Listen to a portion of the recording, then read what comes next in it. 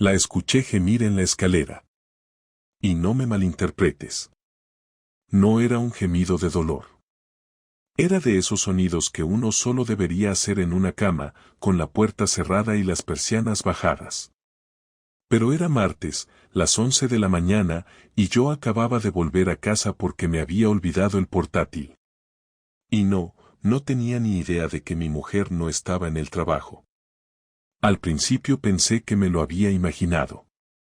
Me quedé quieto en el pasillo, con las llaves en la mano, escuchando como un imbécil. Pero ahí volvió. Más claro. Más explícito. Subí los escalones de 2 en 2, intentando no hacer ruido. Sentía como la sangre me hervía en las venas. No estaba preparado para lo que me iba a encontrar, pero tampoco podía parar. Y entonces, justo cuando puse el pie en el último escalón, la voz del otro apareció. Joder, Inés, así no me voy nunca de aquí. No lo vi. No abrí la puerta del dormitorio. Me quedé ahí parado, como un idiota. En shock.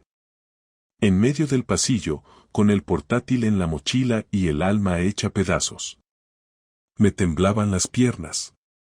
La primera idea que me cruzó por la cabeza fue bajar, hacer ruido con la puerta, fingir que llegaba por primera vez y ver cómo se organizaban. Pero no lo hice. No soy de teatro. Soy de hechos. Me di la vuelta. Bajé en silencio. Me metí en el coche y conduje hasta el bar más cutre que encontré.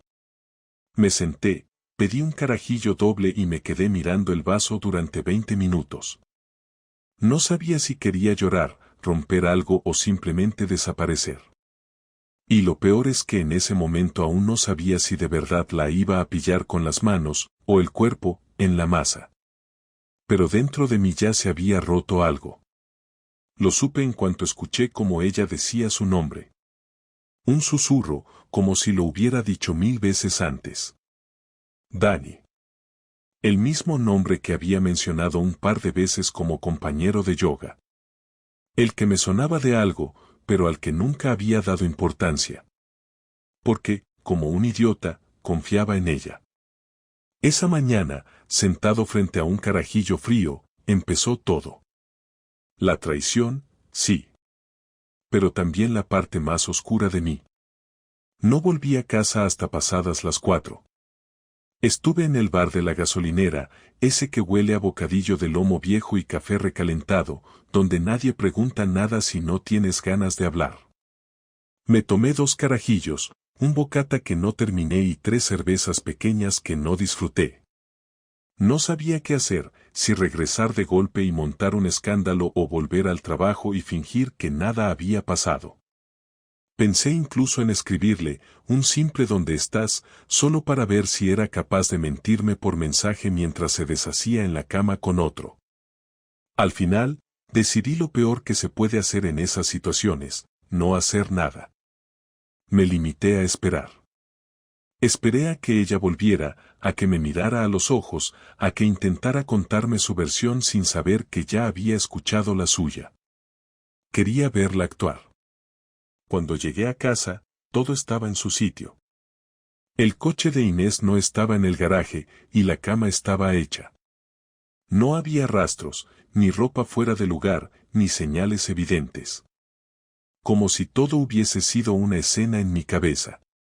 Me senté en el sofá, puse la tele sin volumen y me quedé ahí, esperando. A eso de las 6:30 oí la puerta del garaje abrirse. Inés entró silbando, con una bolsa de pan en la mano y el pelo aún mojado. Llevaba ropa de deporte, unas mallas negras y una sudadera azul clara, y traía la misma cara de siempre, esa mezcla entre rutina y cansancio que uno reconoce después de años de convivencia. Me miró, sonrió como si nada y dijo: «Vaya, hoy sí que llegaste pronto». Asentí, sin ganas de actuar. Me limité a observarla. Fue directo a la cocina, dejó el pan sobre la encimera y puso agua a hervir como si de verdad viniera del gimnasio o de su clase de yoga o de donde fuera que había dicho que iba esa mañana. Yo sabía que no venía de allí. Ella también lo sabía. Pero fingimos los dos, por deporte, como si fuera parte del contrato. ¿Todo bien?, preguntó, sin girarse. Sí, respondí, seco, y me levanté para ir al baño. No dije más. Me metí en la ducha y ahí me quedé unos 20 minutos, con el agua cayendo sobre mí sin hacer nada más que pensar. No tenía pruebas, solo lo que escuché. No vi nada. No grabé nada. No tenía ni una foto. Y eso, aunque sabía que no necesitaba más, me jodía. Porque sabía que si la enfrentaba así, me daría la vuelta con cualquier excusa. Me trataría de loco. Y yo necesitaba más. Esa noche cenamos juntos como si nada. Ella habló de una compañera del trabajo que se iba a casar, me preguntó si podíamos ir al IKEA el fin de semana, y luego se puso a ver una serie con el portátil en el regazo. Yo no podía ni concentrarme. No le prestaba atención a la tele ni a ella. Solo pensaba en el tipo. En cómo era. Si era alguien que conocía. Si lo había traído a casa antes. Si se habían acostado en mi cama. Si había dormido en mi lado. El pensamiento me reventaba la cabeza. Me daban ganas de romper algo, de romperle la cara a alguien, pero no hice nada. Esa noche dormí poco. Me hice el dormido cuando ella se acercó a abrazarme por detrás en la cama. Me quedé mirando el techo durante horas, con los ojos abiertos. Al día siguiente, en el trabajo, no aguanté más. Busqué a un conocido, uno que había hecho algunos trabajillos de investigación para empresas. Un tipo discreto, de esos que saben cómo mirar sin ser vistos. Le conté lo justo, sin muchos detalles, solo que creía que mi mujer me estaba engañando y que necesitaba saber con quién, cuándo, dónde y cuántas veces. Me dijo que no era barato. Le dije que no me importaba. Me pidió fotos de ella, matrícula del coche, horarios habituales. Se lo mandé todo esa misma tarde. Durante la semana, seguí con la misma rutina. Trabajaba, volvía a casa, fingía, escuchaba, observaba. Y cada vez que ella decía que se iba al gimnasio, a yoga, a correr, yo me moría por dentro. Porque ya no me importaba si me lo ocultaba bien o mal, lo que me jodía era que lo hiciera con tanta naturalidad. Que me hablara con esa voz neutra, con esa calma, como si nada. Empecé a pensar en qué momento se había ido todo a la mierda. Si había sido mi culpa. Si había dejado de cuidarla. Si me volví aburrido. Pero luego me acordaba de todo lo que había hecho por mantener esa casa, por estar ahí, por no faltar. Y se me pasaba la culpa. Porque yo no había fallado. Ella sí. El sábado por la mañana, mientras tomábamos café en silencio, me llegó un mensaje de David, el investigador. Solo decía, necesitamos hablar. Esta tarde. Importante. Me levanté, puse cualquier excusa y salí a las 5. Quedamos en una cafetería del centro, en una esquina poco transitada. Me mostró fotos. 4 en total. En todas estaba Inés, siempre con el mismo hombre, saliendo de un edificio en el centro, un bloque de apartamentos donde, según él, el tipo vivía. En una de las fotos se besaban en la calle, sin disimulo. En otra se abrazaban. Y en la última, la más jodida, ella salía con la cabeza apoyada en su hombro, riendo, como si estuviera feliz.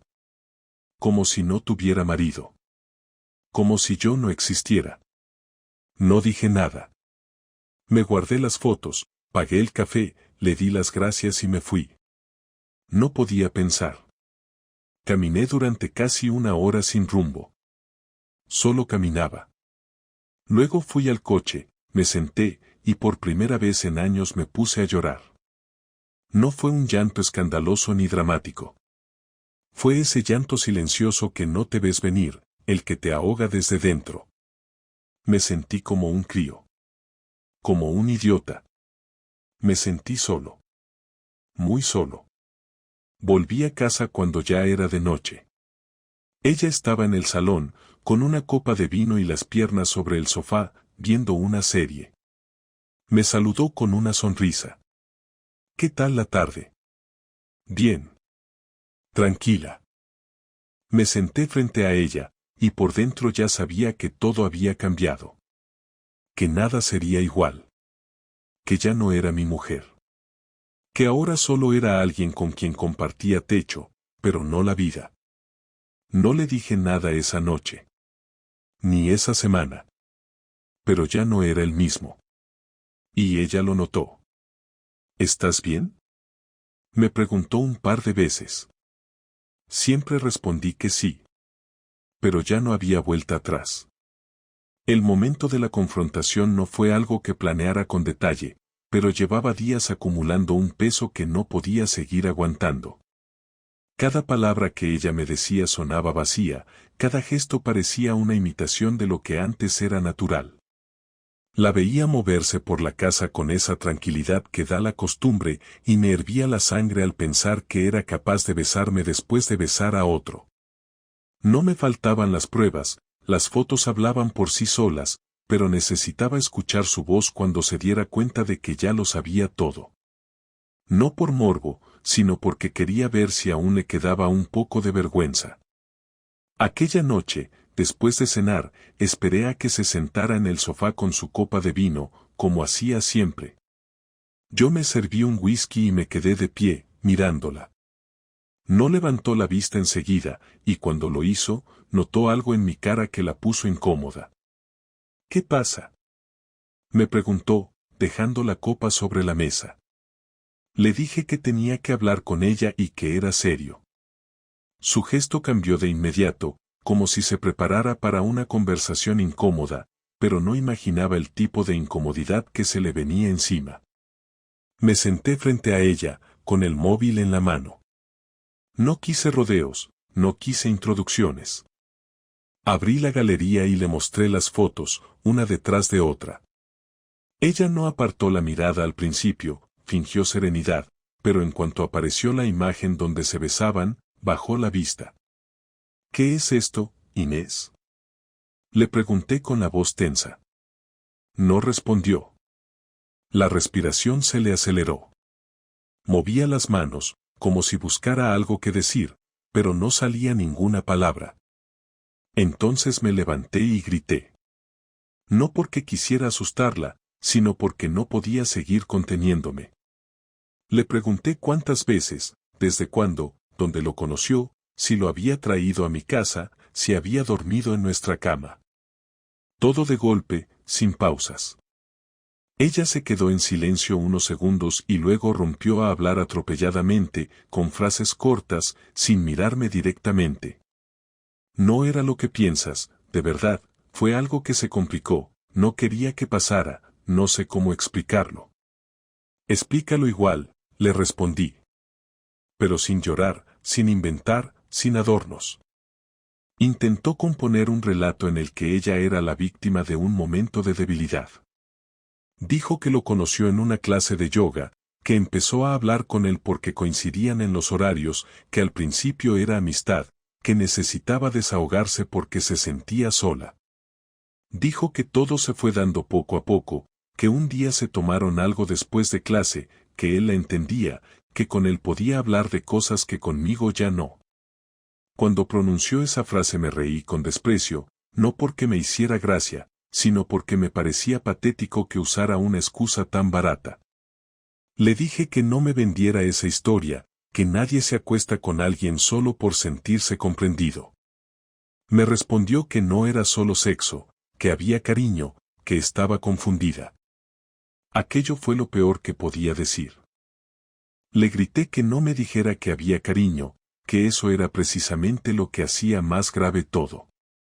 Si hubiera sido solo sexo, podría entender la debilidad, la borrachera, la estupidez del momento, pero cariño significaba que había pensado en él incluso cuando estaba conmigo, que había mentido con premeditación.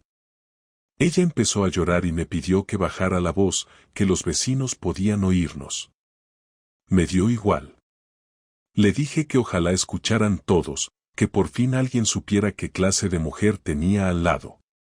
Se levantó del sofá, vino hacia mí y trató de agarrarme del brazo, pero la aparté.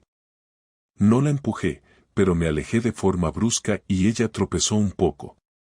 No me toques, le dije, no quiero que me pongas las manos encima, ni siquiera quiero respirar el mismo aire que tú ahora.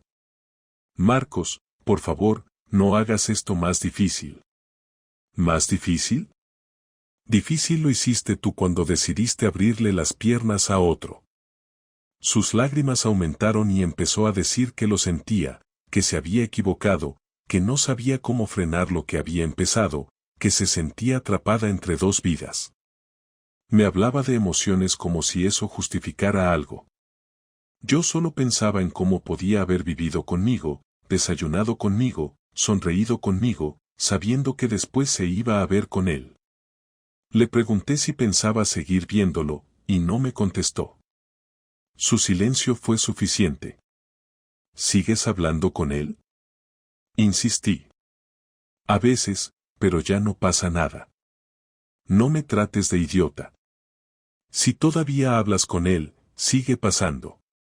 Dijo que no sabía cómo cortar del todo porque él le pedía explicaciones, que se sentía mal por hacerle daño. Aquello fue tan absurdo que tuve que contener la risa. Le dije que no podía creer que tuviera compasión por su amante y ni una pizca de respeto por mí.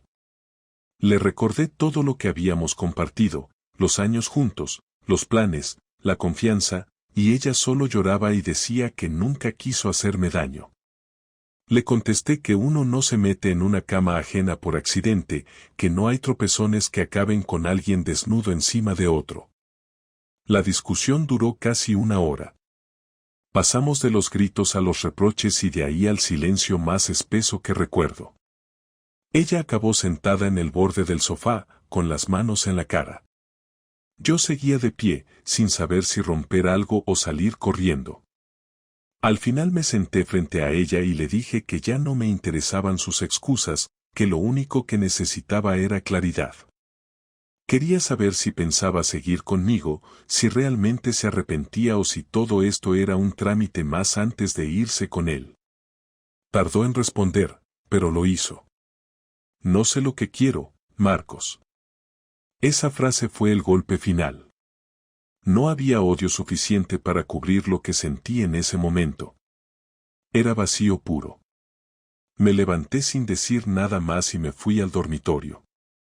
Ella intentó seguirme, pero le cerré la puerta en la cara. No dormí.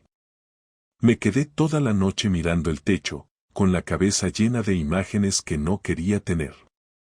En algún momento escuché cómo recogía sus cosas del salón y se encerraba en el cuarto de invitados. No volví a salir.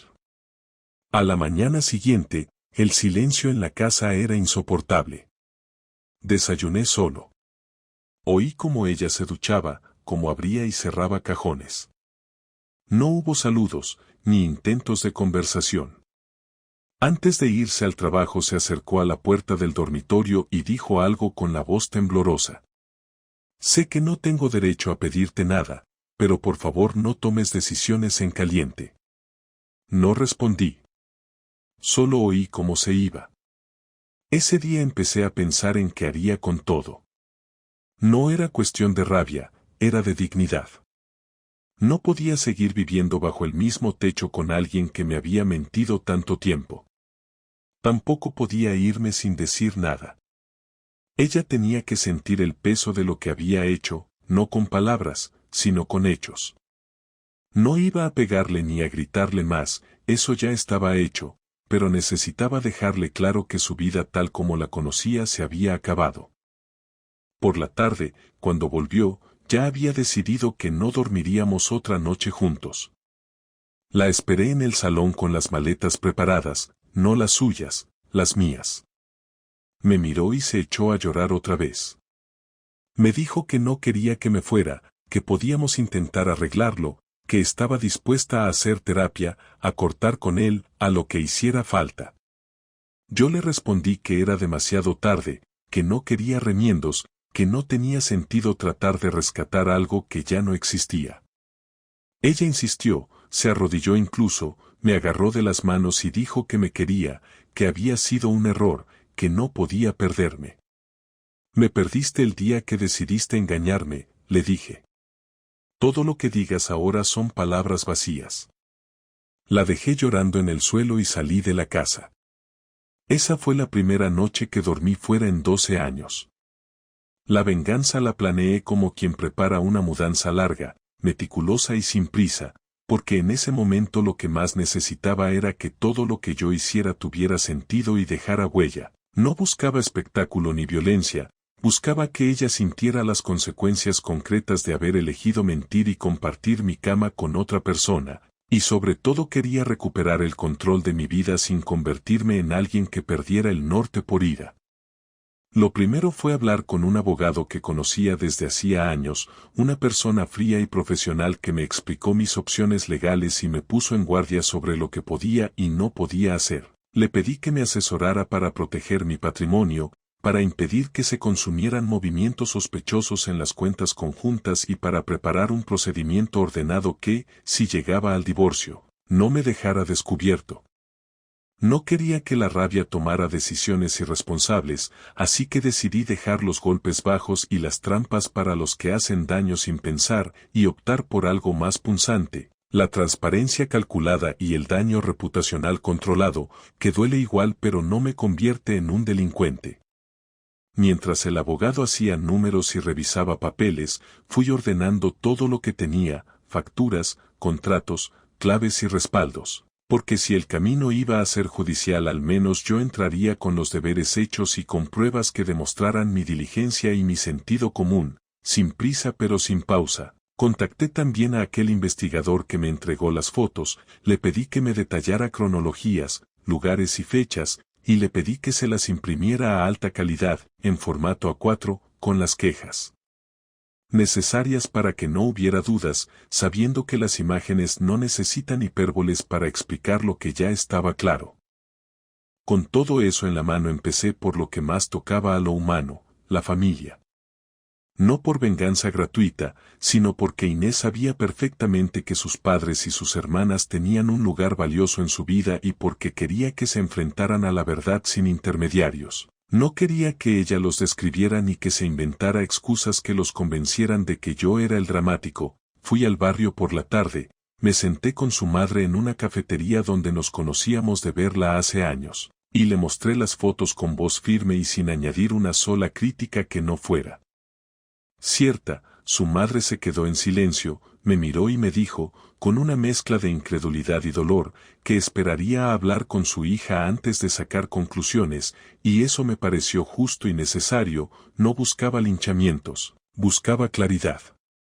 A la vez, sin anunciarlo, dejé un sobre en el buzón del amante, con una fotografía dentro, y una nota que decía simplemente que conocía su nombre, su piso y que yo no permitiría que esa situación siguiera en la sombra. No quise amenazas, solo información que lo obligara a tomar una decisión, desaparecer o exponerse.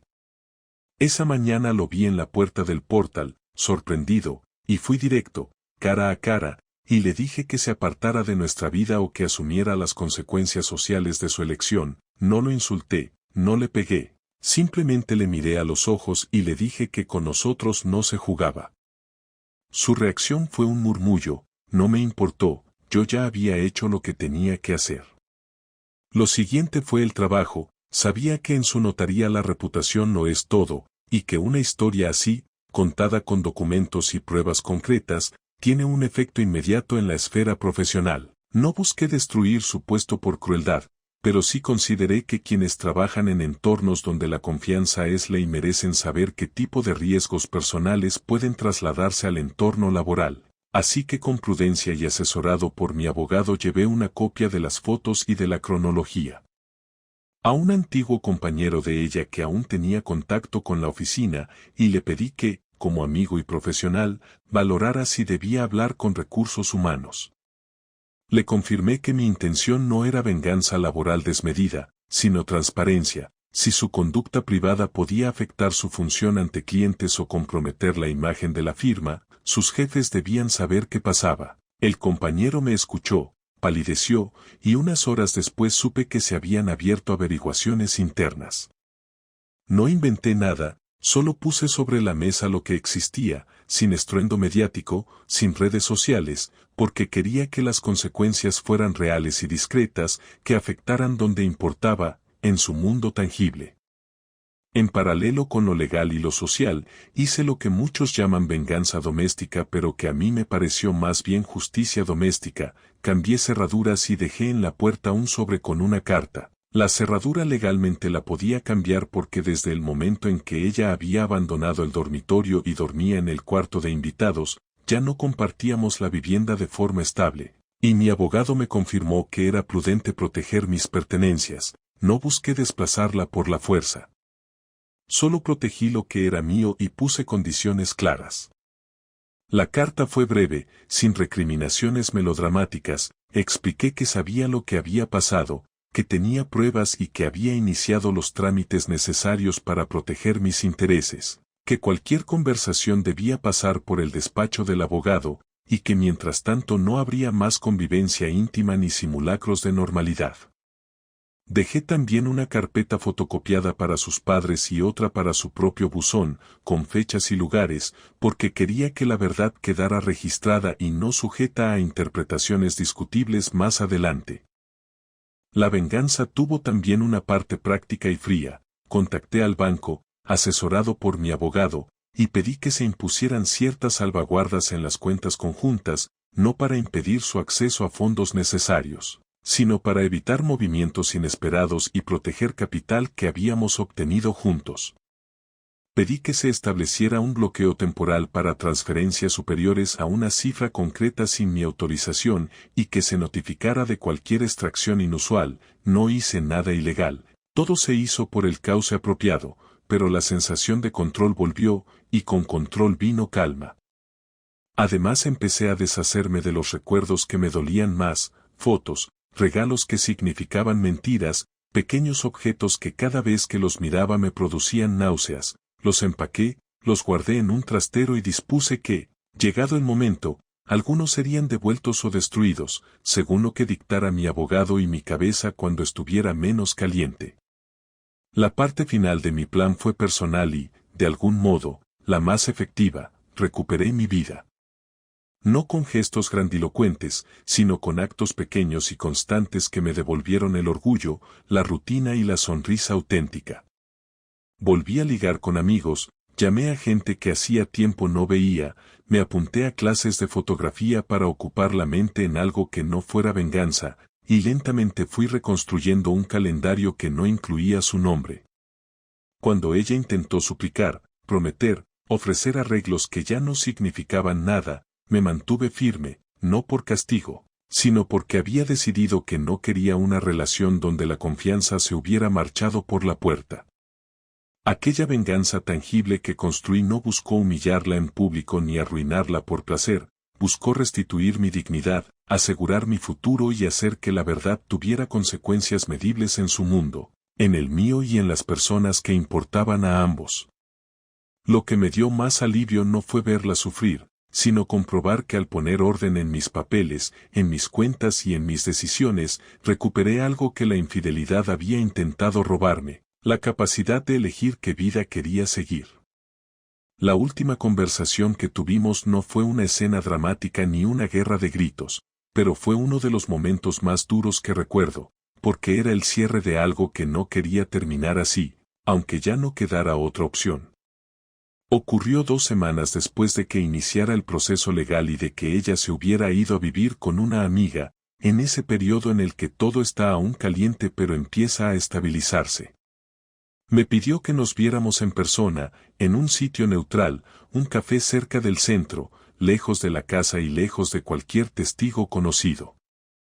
Acepté porque sentía que, aunque no tenía intención de cambiar mi decisión, necesitaba escucharla por última vez sin todo el ruido de por medio, sin la rabia fresca ni el orgullo escocido, solo como 2 adultos que han compartido una vida y ahora tienen que repartirse los restos. Cuando llegó, noté que venía nerviosa. Llevaba ropa normal, sin maquillaje, sin joyas, sin esa actitud ensayada que a veces adoptaba para salir del paso. Tenía cara de no haber dormido bien, y su voz cuando me saludó era débil. Nos sentamos en una mesa del fondo, pedimos café y, durante los primeros minutos, no dijimos nada. Mirábamos a nuestro alrededor, al suelo, al móvil, a cualquier cosa menos a los ojos. Fui yo quien rompió el silencio porque me parecía absurdo fingir que no sabíamos por qué estábamos allí. Le pregunté directamente qué quería de esta conversación. Ella respiró hondo, me miró sin alzar demasiado la vista y me dijo que necesitaba cerrar esto bien, que no soportaba la idea de que todo terminara con odio, con desprecio, con rechazo absoluto. Dijo que me había fallado, que lo sabía, que aceptaba las consecuencias, pero que no quería que me quedara con la imagen de que ella era solo eso, una mujer infiel. Le respondí que no se trataba de una etiqueta ni de un juicio definitivo, que no estaba borrando su historia conmigo, pero que los hechos hablan más que cualquier palabra, y que si ella había traicionado mi confianza, no podía pedirme que además cuidara su imagen personal. Le dije que todos cometemos errores, pero que el suyo había sido prolongado, reiterado, y sobre todo oculto hasta que ya no pudo sostener la mentira. Ella empezó a explicar que durante meses había sentido que entre nosotros se había enfriado todo, que las conversaciones eran automáticas, que yo estaba siempre cansado, que no sabía cómo decírmelo, que se sentía desconectada. Me habló de ese tipo con una mezcla de vergüenza y confusión, como si no supiera por qué se había metido en eso, como si no pudiera explicar en qué momento pasó de ser una charla inocente a algo físico. Le pregunté si seguía viéndose con él. Me dijo que no, que lo había terminado cuando todo salió a la luz, que no le quedaban ganas ni energía para seguir con nadie. No me interesaba mucho la vida de él, pero sí quería saber si ella había contemplado en algún momento dejarme antes de que yo lo descubriera. Me dijo que sí, que se lo había planteado varias veces, pero que no había tenido valor, que no quería herirme, que no sabía cómo hacerlo sin destrozarlo todo.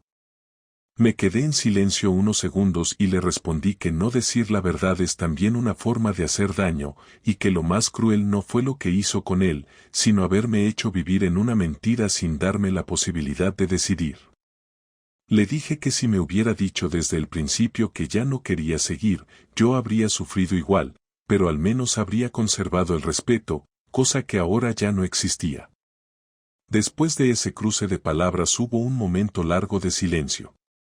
El café se enfriaba, la gente entraba y salía, y nosotros ahí, en una burbuja de incomodidad que ya no se podía disolver. Fue ella quien habló de los papeles del divorcio, de la repartición, de las cosas materiales. Me dijo que estaba de acuerdo con lo que había propuesto el abogado, que no iba a poner pegas, que no quería nada que no fuera justo. Le agradecí eso, porque al menos en ese punto las cosas se podían resolver de forma limpia. Luego me preguntó si pensaba que algún día podríamos hablarnos sin rencor. Le dije que no lo sabía, que eso no se puede planear, que hay heridas que tardan en cerrarse y otras que nunca cicatrizan del todo. Ella asintió, bajó la mirada, y dijo que entendía. Cuando ya íbamos a levantarnos, me pidió un último favor. Me dijo que si algún día volvía a estar con alguien, que no lo usara como una medida para vengarme, que no intentara hacerle daño desde la distancia, que ella ya estaba pagando su error. Me pareció extraña esa petición, como si tuviera miedo de que su futuro quedara marcado por mí. Le contesté que no tenía interés en saber nada más de su vida cuando todo esto terminara, que cada uno seguiría su camino, y que no necesitaba ni castigarla ni controlarla. Ella me miró, con los ojos un poco húmedos, y me dijo simplemente gracias. Luego bajó la cabeza y se quedó callada. Nos levantamos sin abrazos, sin contacto, sin esas despedidas tibias que pretenden cerrar en falso algo que ya no se puede arreglar. Caminamos juntos hasta la puerta del café y ahí nos separamos. Cada uno fue en una dirección distinta. No volví a verla en persona después de eso, solo por los trámites, todo fue por medio del abogado. No la bloqueé en redes sociales ni cambié de número, pero ya no hubo más mensajes, ni intentos de recuperar nada. Esa noche, al llegar a casa, me senté solo en el sofá con la tele apagada. Me di cuenta de que por primera vez en mucho tiempo sentía que todo se había dicho. No sentía paz, pero sí una especie de vacío limpio, como si ya no hubiera nada pendiente, como si ya no tuviera que esperar una explicación más ni una disculpa extra. No lloré, no grité, no rompí nada. Solo me quedé ahí, respirando lento, sabiendo que la historia había terminado y que ahora me tocaba construir otra nueva, desde cero, sin ella. Cuando todo acabó de forma oficial, con las firmas hechas, las cuentas cerradas y las pertenencias repartidas, lo que vino después no fue ni liberación inmediata ni tristeza abrumadora, fue un proceso incómodo, lento y más confuso de lo que había anticipado, porque por mucho que uno se prepare para el final, la rutina no desaparece sola ni el cerebro deja de recordarte que llevabas años compartiendo absolutamente todo con una persona que ya no está. La casa se sentía más grande, pero no de una forma positiva. Me levantaba y seguía poniendo 2 tazas de café, abría el armario y seguía apartando su lado por costumbre, ponía la tele y cambiaba de canal al segundo porque me acordaba de que esa serie era la que ella solía ver. El cuerpo va más lento que la cabeza para entender que alguien ya no está. No volví a hablar con ella después de aquella última vez, y no porque lo prohibiera un juez ni porque me lo sugiriera el abogado, sino porque no tenía ningún sentido, no había nada más que decir ni que reconstruir, y todo intento de volver a conectar habría sido alimentar una relación que solo me dejó desgaste, frustración y decepción. Mis amigos me apoyaron, aunque la mayoría no supo exactamente cómo hacerlo. Algunos querían invitarme a salir y distraerme con copas, otros me hablaban de lo que habían vivido ellos o conocidos suyos, como si eso ayudara, y otros, los más silenciosos, simplemente me preguntaban cómo estaba y se quedaban escuchando. Esos últimos fueron los que más me sirvieron. No necesitaba consejos ni opiniones, necesitaba que me dejaran poner en palabras lo que sentía sin intentar corregirme o animarme de forma forzada. Mi madre se enteró por mi hermano, y me llamó con ese tono que solo usan las madres cuando no quieren hacerte sentir peor, pero tampoco saben cómo ayudarte. Me dijo que si necesitaba quedarme unos días en su casa, estaba todo listo, le agradecí, pero le expliqué que prefería quedarme donde estaba, aunque fuera incómodo. Quería adaptarme a mi nueva realidad sin esconderme ni escapar, aunque costara. Las primeras semanas después de la separación definitiva pasaron despacio. Volví al trabajo con un nivel de concentración aceptable, aunque había momentos en los que me quedaba mirando la pantalla sin saber qué estaba haciendo. Me obligué a mantener rutinas, despertarme a la misma hora, salir a caminar, hacer la compra, limpiar la casa. No por disciplina, sino porque necesitaba estructura. Me apunté a un gimnasio pequeño, no por vanidad, sino porque me venía bien mover el cuerpo y estar con gente que no me preguntara por nada personal. También me abrí un perfil en una aplicación de citas, pero no porque buscara pareja, sino para ver qué había ahí afuera. No funcionó. La mayoría de los perfiles me parecían artificiales y cada intento de conversación terminaba en nada. Me di cuenta de que todavía no estaba para conocer a nadie, que necesitaba vaciarme bien antes de volver a llenar nada. Durante ese tiempo pasé muchas horas solo, y aunque al principio me incomodaba, después empecé a entender que estar solo no es lo mismo que sentirse solo. Pude pensar sin interrupciones, recordar sin filtros, ordenar emociones. No todo lo que viví con Inés fue negativo, eso sería injusto y también falso.